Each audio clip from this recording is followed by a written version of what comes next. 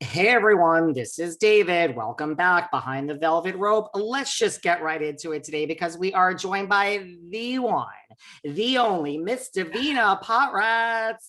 Hi. What is going on? How are you? How are things in LA today? Oh, they're amazing. I actually had lunch with Emma today, so that was really fun. And just getting a few errands done. And yeah, getting ready to start the week. And it's all starting off very well. It's going to be a busy week this week. Well, listen, Selling Sunset season 5. I mean, how did we get here? It's been a wild ride. It's been incredibly exciting, and we're so lucky to get this far and have such an amazing cast and crew and just producers and everything. And we're so grateful and excited. And the show keeps evolving. We all keep evolving, and I think it's season 5 is a really really strong season in my opinion. I think it involves everyone, which is really exciting. It's not just singular focused on one person or topic or something. I was just saying to Netflix before you came on, like I watched literally all 10 episodes I could not turn it off. It was Oh, such well, a good season. that's the highest compliment and honor you could give us, because on one hand, it's a little bit like it's kind of hard to hear that because we work so hard and we film for so long. So it's like, oh my gosh, these people watch it in one day. Like it literally makes your brain explode because we worked for months and months and months and put so much effort in. But at the same time, it is the ultimate compliment because that means you can't look away, you can't turn it off. So it's a huge compliment. Thank you. I mean, trust me, I don't want to watch it all in one day because I want more tomorrow. And I know that I'm not going to get more just tomorrow. So I try, but I'm just like, I just can't stop. So Yeah, well, that's a great thing for us. So I think that's very flattering. Thank you.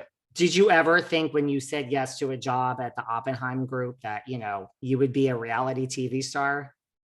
No, I did not. That was not my plan. That was not what I was trying to do in any way. And but I will say that once we did start filming, I had the ultimate confidence as far as the show's success, because I knew that everybody's so interesting and our dynamics are so unique and so crazy and unusual, that I had a feeling in my gut that this would be a popular show. Of course, I could have never imagined we would be Emmy nominated or be as popular as we are, or go to season 5 or have a reunion or any of those things, but I did feel that it would be successful. You did, like as you were filming that, because I mean, really, to me, I loved it right from the beginning, but like, it kind of found itself in season 2, I think, as far as like exploding to the world.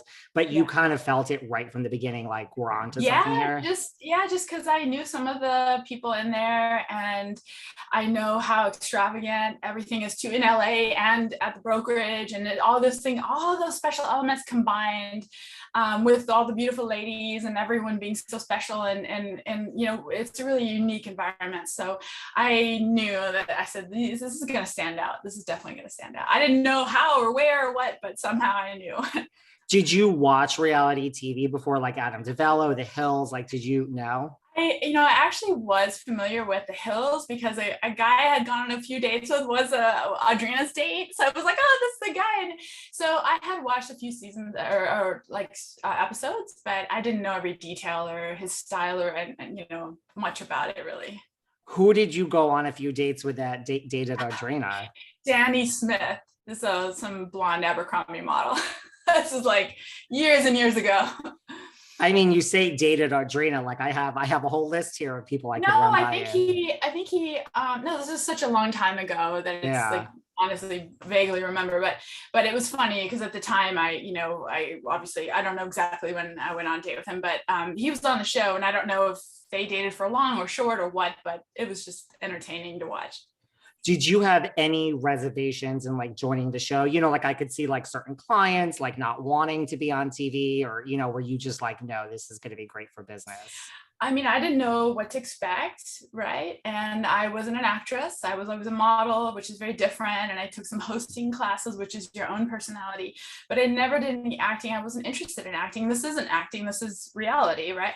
But I really didn't know what to expect or how it worked or anything. So it was very green to that world. And I felt a little bit like after season 1 that I was kind of pushed into the pool, deep end of a pool, and like, go swim, so it felt a little bit like free fall because none of us understood what we were doing. And I felt like Christine and Chrishell did have a little bit of an upside just having acting experience, which is perfectly fine, but it was very clear that we didn't have any awareness of tone or anything, so I felt like it was a learning curve, but I think we've all improved. How has this been for business? I imagine it can't hurt your business. Yeah, Jason and I actually called some of the MDL cast and asked them about their experience so we could get a little bit of a gauge of what we might be able to potentially expect. And they said it takes a few seasons to get going and for people to take you serious, that you're not going to just go away and be like a one-hit wonder type of show. And so we took that to heart and we said, okay, this is a long game. It's not a short game play.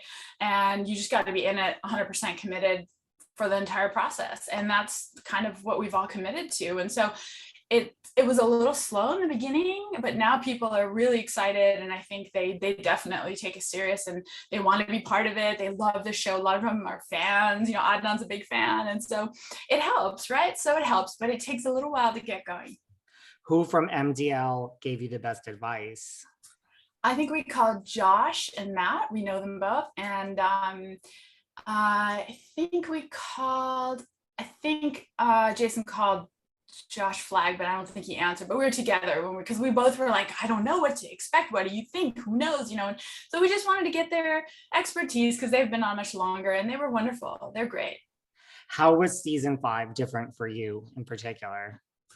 Oh, I felt so much more comfortable, and I felt like I definitely understood just how it all works, and I felt much more empowered to speak up against or for things that I knew were really my truth, not because I wasn't sure or whatever. So I felt really comfortable. I really had a lot of fun up until the very end when my client Amanda was so strange, and so that was disappointing, but and then obviously I had a little bit of drama there at the end, but it wasn't difficult at all. I felt like it was a lot of fun for me, but it was a very long time. So we were on filming for, I don't know, 6 months or something, so that was a long time, but we had a great time. I had fun, at least.